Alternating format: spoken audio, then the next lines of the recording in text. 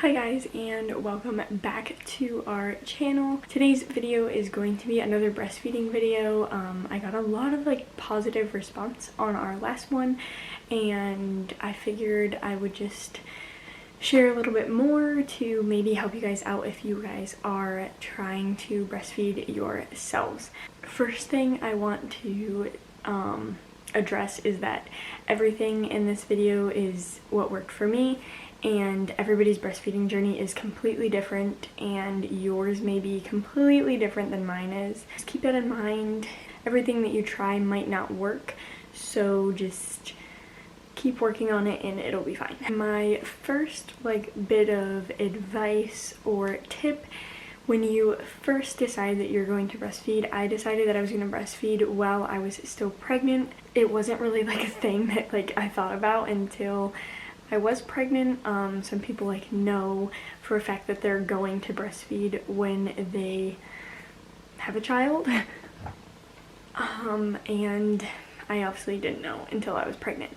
But I made the decision very early on that I was going to breastfeed. I think what weighed my decision a lot was that I saw that my sister had breastfed her son that was born the year before Quenton was, so I had a little bit of help in that department of what to expect and someone to ask questions to. So if you are going to breastfeed, have someone to bounce things off of, questions, ideas, what worked for them. It helps a lot. So when you are in the hospital, right after your baby is born, usually they want you to latch. I think it's within an hour. I'm not sure exactly of the time frame that it is, but I think it's within an hour. You're gonna want to, first of all, they're gonna ask you if you want to breastfeed or bottle feed. You can choose to say that you want to pump and breastfeed. I didn't know this. I thought that they just didn't do that. So I was oh, I want to breastfeed. So they took that as I only want to breastfeed. I didn't want to supplement with a bottle, even of my own breast milk, which I didn't mind doing that because it was still my breast milk and it wasn't formula. But also, don't be afraid if you have to supplement with formula. Don't be afraid to. It's not the end of the world. Some moms can't breastfeed. Some moms don't know that until they try to breastfeed. So if you have to supplement with formula, it is okay. No one's gonna judge you, and if they do, they're really, really mean and they shouldn't do it. So in the hospital, don't be scared to ask for help from your nurses or lactation consultant. Usually most hospitals, at least where I live, they have a lactation consultant on 24/7. So if you need help in the middle of the night, there's someone there that you can call, and they'll come grab your boobs and shove them in your kid's mouth. So that was really awkward for me at first, even though I had just pushed out a baby in front of 10 different people that had never met before.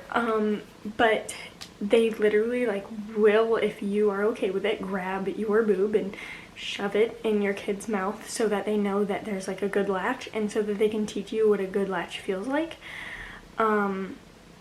Just one thing I would stress really highly, we had a really big problem with Quenton not getting milk for the first couple of days, and we had no idea until a nurse pointed out that he was really shaky, which means that their blood sugar has just dropped. It's just plummeted. So his blood sugar did drop, and I did have to supplement with formula, and that made me really, really scared when we went home that I wasn't going to be giving him enough milk, or he wasn't going to be latched right, or just something was going to be wrong. He eventually learned how to latch correctly for his tongue tie and his lip tie. He has literally every kind of tie you can think of in his mouth, but he learned to breastfeed the wrong way, so it worked out, but it didn't. So just watch out for that. I would say, because with a bottle you know that they're eating it because it's going down in the bottle, but when you're breastfeeding you don't know that they're eating because you don't have a little thing on your boob saying how full it is. So just be patient and just really pay attention to how long they're eating for, if they're really suckling the whole time, what's going on. So that goes into the next thing. If you think something's wrong, speak up and say something. If breastfeeding really isn't working for you and you just don't enjoy it, or you just don't want to necessarily go through with it and you want to pump instead, say something. I know that the nurses push so hard for breastfeed, breastfeed, breastfeed, like no bottles, just breast milk through your breast. But really anything, as long as your baby is fed, you're doing the best job that you can. The next thing is it takes time to get into like a groove of things. I don't think I was in a groove of breastfeeding until probably like 6 months, I would say. 6 months is when I like really just like had it down pat. I knew what times he would eat, even though he ate on demand, but like I knew around about time, okay, he's gonna get hungry soon. When I was in the hospital, I had no idea what I was doing. Whenever he would cry, I would just put him right to my boob, and that was our thing, and it worked. Once we got home, I did make a giant mistake. I don't know where my head was at. I think it was just weird because we had just brought a baby home. I didn't know what I was doing, and my head was still really foggy from giving birth. But instead of breastfeeding throughout the night, I would wake Damian up to go make a bottle, and then I would pump instead of feeding him from my boobs and then pumping afterwards and just putting it away and him going back to sleep.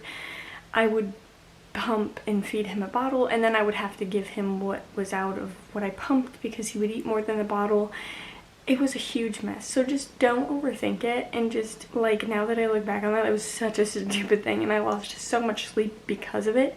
So just don't do that. The next thing is, this could be a way longer journey than you expected it to be. At first, when I started breastfeeding, I said once he gets teeth, I'm done. I'm not breastfeeding anymore, which is around 6 months plus. Then he got his first tooth and I decided, okay, well, he's not biting me, it's fine. Then I said, okay, at a year, he's done, because a lot of people can argue this, but it's not nutritionally valuable. Like, they can eat regular food, like, yes, it's still gonna give them nutrients, but it's not gonna sustain them. So that's what I said. I said I'm done after a year.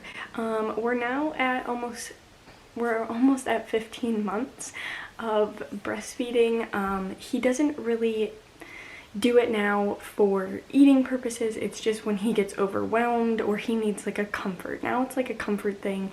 It's like a binky. That's a whole separate thing. But yeah, you don't know how long this journey is going to take. My sister almost breastfed for over 2 years, and then she ended up getting pregnant again, so she stopped breastfeeding, even though you technically can breastfeed while you're pregnant, but she chose that was her time where she was calling it quit. So it's different for everybody, and you don't know when you're gonna stop, really. My next thing would be to learn your different holds. So you can look up on Google different breastfeeding holds. I just didn't know this when I was like going into breastfeeding. I thought you just you hold the baby like normal and you feed him that way. There's plenty of different holds.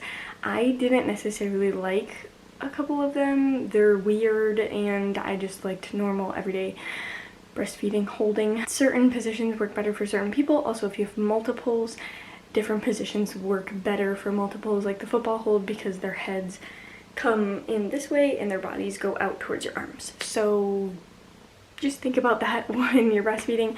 But you can just go on Google and look up different breastfeeding positions, and I'm pretty sure it'll give you a bunch of them. And if not, ask a lactation consultant. Usually you can go on the internet and there's like 24-hour lactation consultants that are free that you can call, or your hospital might have them, or you can pay for them. It's up to you if you want to pay for them.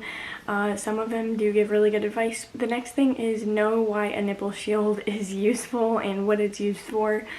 I did not know that your nipples could be flat. When I give birth, my nipples were completely flat, so it's like your hand and your baby is just trying to like suck on your hand, and that obviously doesn't work. So nipple shields actually it's something that goes over your nipple and it like protrudes it out and it helps the baby like latch on better. It also like helps it from hurting a lot at first, at least it did for me. But then as we got into our groove, I would say I got rid of it after, I would say like 2 months, I got rid of it. And then he started chewing and I was like, oh, I'll put the nipple shield back on. Let me tell you, don't do that, because that hurts. And no, just don't do that. But it does really help when you are first getting into things and your nipples are flat and it just doesn't work. And know that there also are different sizes of nipple shields. I didn't know this at first, but usually your hospital will give you a generalized size. That size was actually letting too much milk go through the nipple shield, and it was actually like choking Quenton. So just like keep that in mind. Also, there's ones with smaller holes, there's ones with bigger holes, it's all different. So just go to Walmart, they have a bunch of different sizes, or Amazon or anything like that. Just type it in and they'll be there. Next thing is know about your breast pump. I think I have like 3 or 4 different breast pumps, and that sounds ridiculous, but I originally got a regular hand pump, which you pump with your hand and it's not a machine. That, it worked for the first little while, but I realized I was not emptying my boobs. I was not getting enough milk out. Like, it just wasn't working for me. So when I moved to an electronic pump, I moved to a one electronic pump. So it would pump one side and I would feed him off the other side. And this worked, and it pulled so much more milk out, and I overproduced milk so much. So it was a lot, but electronic pumps definitely, they're easier, I think. And then the next pump I got was a double-sided pump, and that worked. Like, after he was done eating, I would just pump both sides out, because I was trying to build up a stash, because that's when he was still being watched by other people, so I needed a stash. So then the last one that I have is actually called a Hucka, I do believe it's pronounced. I'll try to put a picture like up here or something.